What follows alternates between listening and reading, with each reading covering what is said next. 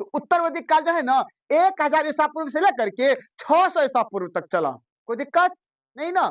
समझ लीजिएगा कि पूर्व वैदिक काल 1500 ईसा पूर्व से लेकर के क्या कहते हैं 1000 ईसा पूर्व तक चला। उसके बाद उत्तर वैदिक काल जो है वो 1000 ईसा पूर्व से लेकर के 600 ईसा पूर्व तक का सेशन रहा।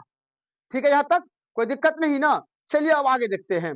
आगे है आपका कि पूर्व वैदिक काल में केवल ऋग्वेद का संकलन किया गया है। यानी पूर्व वैदिक काल में सिर्फ और सिर्फ ऋग्वेद के बारे में ही अध्ययन किया गया है, ऋग्वेद का ही संकलन किया गया है। बात समझ रहे हैं ना। हाँ, चलिए आगे है। पूर्व वैदिक काल सबसे प्राचीन वेद है। समझिएगा, ऋग्वेद जो है बाबू सबसे प्राचीनतम किताब है ऋग्वेद।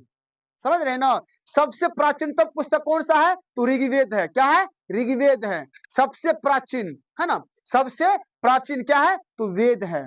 आगे है उत्तर वैदिक काल। उत्तर वैदिक काल में 3 वेदों का संकलन किया गया है।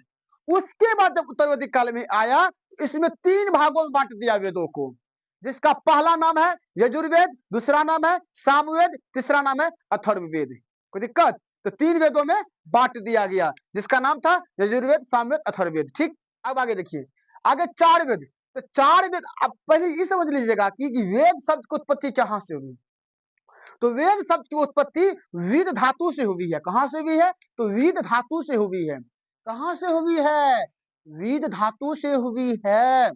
समझ रहे हैं ना। ये सब प्रश्न पूछा जाता है, पूछा जाएगा कि बताइए कि वेद शब्द की उत्पत्ति कहां से हुई है। विद धातु से हुई है। ठीक है, आगे देखिए। आगे क्या है?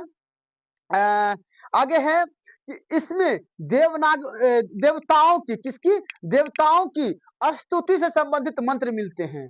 यानी देवता सबका जो मंत्र होता है ना, वो सब आपको ऋग्वेद में ही मिलेगा। किसमें मिलेगा? ऋग्वेद में मिलेगा। स्तुति का मतलब था प्रार्थना।